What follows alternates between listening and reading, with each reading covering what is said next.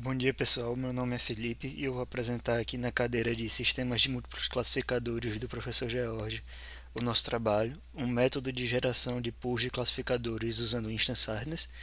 Nós apresentamos esse trabalho originalmente no JCNN de 2018 e hoje eu vou trazer um pouquinho para vocês do que foi que a gente fez nesse trabalho. Um breve roteiro do que a gente vai falar hoje, dar uma breve introdução sobre o que foi o trabalho, falar do contexto em que esse trabalho está inserido e os trabalhos relacionados na literatura, explicar qual foi o método que nós propusemos, as conclusões que nós conseguimos tirar e os trabalhos futuros. Bem, começar aqui introduzindo qual foi o objetivo desse trabalho. Nesse trabalho, a gente propôs um novo método de geração de pools de classificadores, baseado no algoritmo Bagging e no conceito de medida de instance hardness. A gente comparou a literatura, a acurácia do método proposto com métodos da literatura em 19 bancos de dados públicos e obtivemos resultados equivalentes ou significativamente melhores que os outros métodos em, na comparação geral. Falar um pouco do contexto em que esse trabalho está inserido e dos trabalhos em que a gente se baseia. Explicar primeiro o que são métodos de ensemble. Método de ensemble, para quem trabalha com aprendizagem de máquina, ou mesmo para quem não trabalha, talvez já tenha ouvido falar de métodos como Bagging, Boosting e Random Forest. E a ideia central é combinar múltiplos classificadores, treinados separadamente no mesmo conjunto, para obter uma performance melhor do que é possível obter com um classificador só.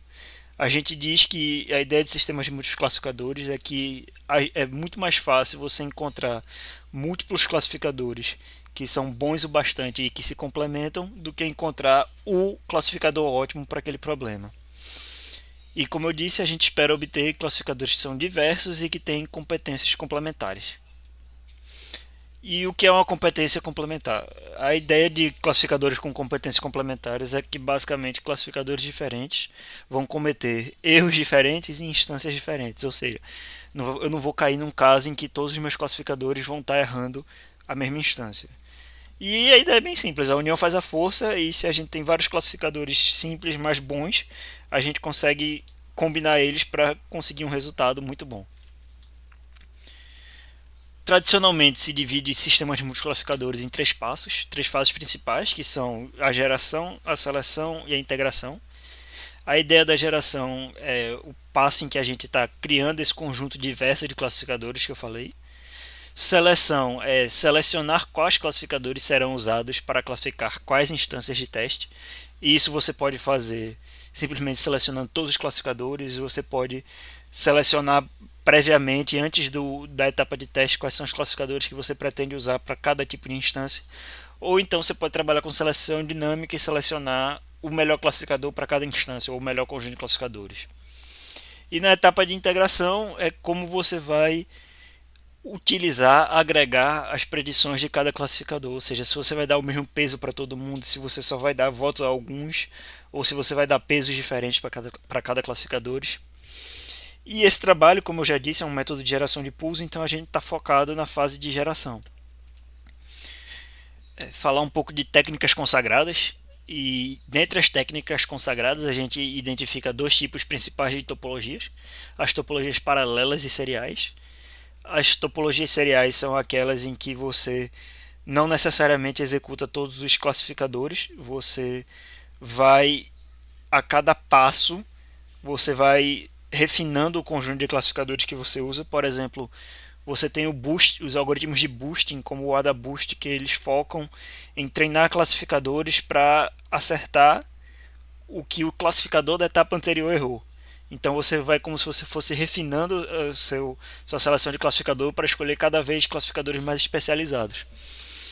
E topologias paralelas são aquelas em que você, de forma geral, passa ou faz a predição usando todos os classificadores.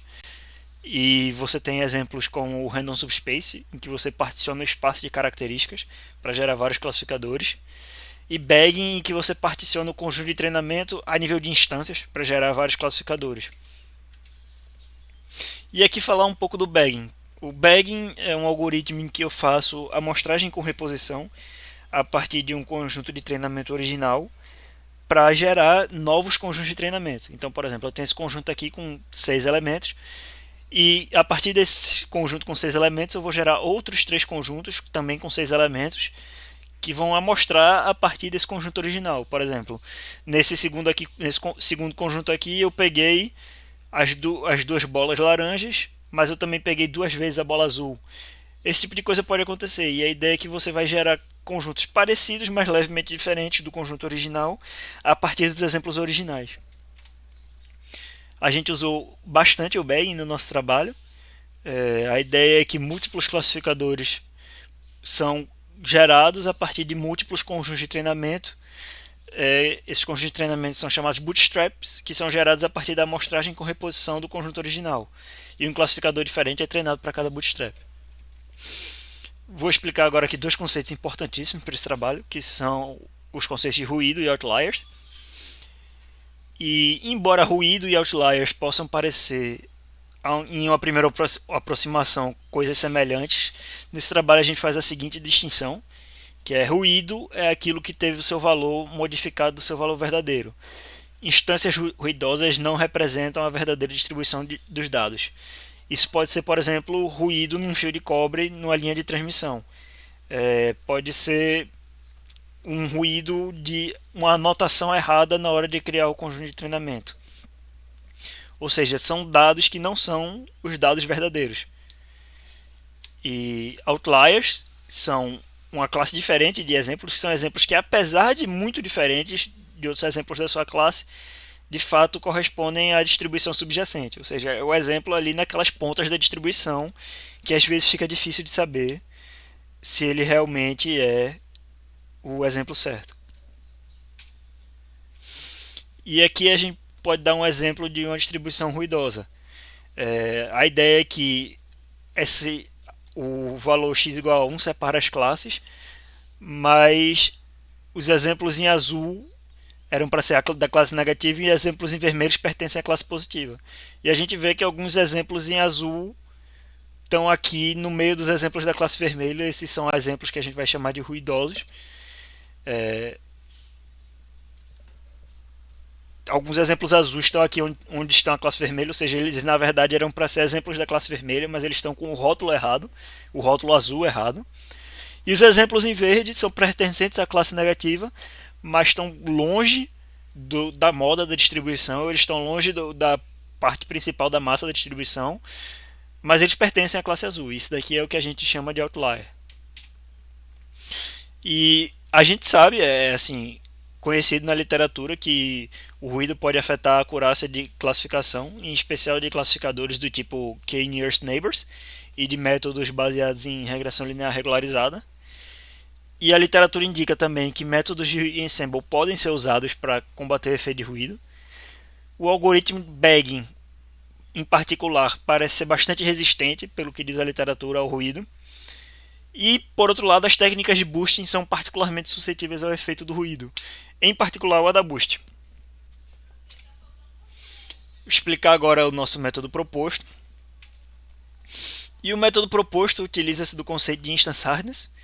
Resumidamente, instance hardness ou dificuldade de instância é uma aproximação, uma indicação da probabilidade de que uma instância será classificada incorretamente por qualquer classificador. É como se fosse assim, uma aproximação universal para qualquer classificador. E a gente utilizou o instance hardness por quê? Porque funciona como um indicador da probabilidade de que uma instância é ruído ou outlier. Se é muito provável que todos os classificadores errem aquela instância, então talvez seja a instância que esteja errada, não os classificadores que estejam errados. E por ser uma probabilidade, ele permite naturalmente uma estratégia de remoção de instância que funcione de forma probabilística. Ou seja, eu vou atribuir uma probabilidade a remover aquela instância. Eu não vou dizer assim, remove e não remove. Eu vou remover de forma probabilística. Nesse trabalho, a gente adotou a medida k-disagreeing neighbors de instance hardness. Como o nome sugere, essa medida corresponde à fração dos k vizinhos mais próximos de uma instância que tem rótulo de classe diferente do rótulo daquela instância. Ou seja, formalmente é dada pela equação 1, e a ideia é basicamente o seguinte: para cada x' que está entre os vizinhos mais próximos de x e tem o rótulo de classe diferente do rótulo de x, sobre o número do k que eu estou usando, ou seja, a fração dos vizinhos mais próximos que tem um rótulo de classe diferente. Aqui eu vou dar um exemplo de uma instância difícil, um exemplo bem simples de uma instância difícil. Aqui na figura A gente tem um conjunto de dados completamente sem ruído, dá para ver que é linearmente separável. Mas na figura B, se eu mudar o rótulo de uma única instância, essa instância vermelha aqui no meio, essa instância vai ter uma dificuldade de instância, uma dificuldade de instância igual a 1, uma medida KDN igual a 1, porque todos os vizinhos dela são de uma classe diferente, então muito provavelmente essa instância vai ser ruído. Explicar agora o nosso método a nível de diagrama. Eu tenho um conjunto de treinamento. Eu vou calcular para cada instância desse conjunto de treinamento a medida KDN dessa instância, ou seja, a instância hardness dessa instância. Isso daqui vai me dar uma fração, e essa fração é uma probabilidade para cada instância, só que eu quero transformar isso numa probabilidade de seleção. Então eu tenho aqui a probabilidade de seleção de cada instância tem que ser normalizada para a soma das probabilidades de cada instância dar 1. E a partir disso daqui eu tenho uma distribuição de probabilidade e eu vou fazer a amostragem com reposição no bootstrapping. Só que em vez de fazer a amostragem com probabilidade uniforme, eu vou fazer a amostragem de acordo com essa probabilidade P de x daqui. Eu vou gerar os N conjuntos de treinamento, os N bootstraps. Vou fazer o treinamento, vou ter meus classificadores. Na hora de ter uma instância de teste, eu vou passar essa instância de teste para cada classificador e vou ter meu resultado a partir de um voto, a partir de uma agregação da saída desses classificadores. Explicar aqui os passos do nosso sistema, de acordo com aquela taxonomia que eu falei dos passos de um sistema de múltiplos classificadores. A geração é essa adaptação do bagging que eu falei, em que a gente vai não mais ter a seleção com probabilidade uniforme, mas vai ter a seleção com a probabilidade baseada na instance hardness. A seleção, todos os classificadores são utilizados. E a integração, as predições são combinadas por voto majoritário, ou seja, eu pego as predições de cada classificador e simplesmente dou a predição que tem o maior número de votos. Falar agora daquela probabilidade de seleção que eu citei ali. Inicialmente, todas as instâncias recebem um peso de seleção proporcional ao simétrico de sua instance hardness. Esse segundo termo aqui da equação 2 é o simétrico proporcional ao simétrico da instance hardness, ou seja, quanto maior o KDN da instância, menor a chance dela ser selecionada. Ou seja, quanto mais difícil a instância, eu imagino que ela é ruído ou outlier, eu não quero selecionar ela. Então eu vou dar uma verossimilhança de seleção menor a ela. Mas eu também tenho esse primeiro termo aqui, de 1 sobre n, onde n é o número de instâncias, que é como se fosse uma probabilidade uniforme de seleção para todas as instâncias. Por que isso? Porque eu posso ter, em um problema mais complicado, na borda entre as classes, uma certa sobreposição entre as instâncias de duas classes, ou mais classes até, e eu não quero descartar com 100% de certeza essas instâncias. Eu quero dar uma chance delas entrarem nos bootstraps para eu poder preservar a informação da borda das classes, que é muito importante em problemas de classificação.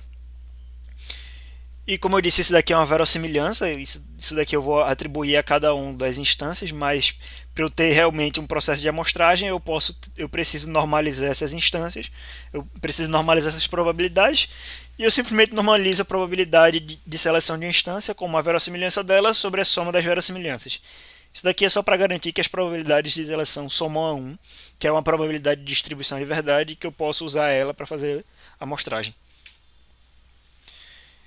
E aquilo aqui eu pulei um pouco e é a nossa motivação para fazer uma seleção probabilística é que eu espero preservar as instâncias que são inerentemente difíceis na borda entre as classes e ainda assim conseguir remover ruído e outliers. Dessa forma eu quero preservar a informação sobre a borda das classes. Na minha apresentação do JCNN, eu expliquei os nossos experimentos, os nossos resultados, mas no escopo da cadeira, eu conversei com o professor George e ele acha que não vale a pena a gente entrar nesse nível de detalhe aqui, e eu posso explicar somente quais foram as conclusões que a gente tirou em relação a esses experimentos do nosso artigo.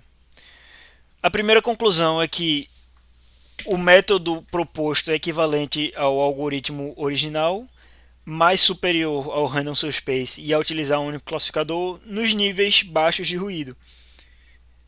Agora, quando você passa para os níveis mais altos de ruído, o método proposto é significativamente melhor que o Bagging, que é o segundo melhor algoritmo, nesse nível mais alto. Significativamente aqui é realmente no sentido de significância estatística. E os trabalhos futuros que a gente propôs para esse trabalho foi o uso de outras medidas de complexidade de dados, investigar outros métodos de ensemble, possivelmente boosting, e adaptar a abordagem para métodos de seleção dinâmica. Isso daqui foi o meu trabalho do mestrado. Para a seleção dinâmica, a gente descobriu que o buraco é mais embaixo, mas a gente encontrou também alguns resultados bastante interessantes em relação à interação do ruído com a seleção dinâmica. Bem, e é isso. Se vocês tiverem alguma pergunta, vocês podem direcionar ao professor George, que ele encaminha para mim. E é isso aí. Obrigado, pessoal. Obrigado, professor, e um bom dia para todos.